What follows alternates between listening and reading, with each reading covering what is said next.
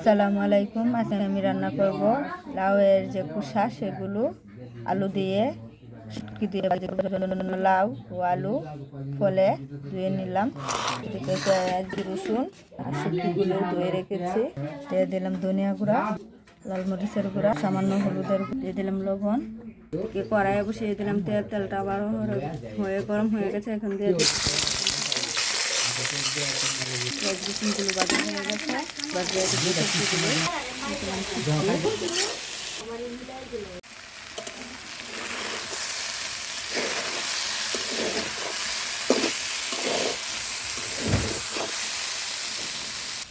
ভাজিটা আমি নেড়ে চেড়ে দিচ্ছি। ভাজিটা আমার হয়ে গেছে, আবার আমি নামিয়ে নিলাম ভাজিটা। আর এদিকে গরম গরম সাদা ভাতের সঙ্গে কার কার এরকম শুটকি ভাজি খেতে ভালো লাগে অবশ্যই কমেন্টে জানাবেন। আপনারা সবাই ভালো থাকেন। আল্লাহ হাফেজ।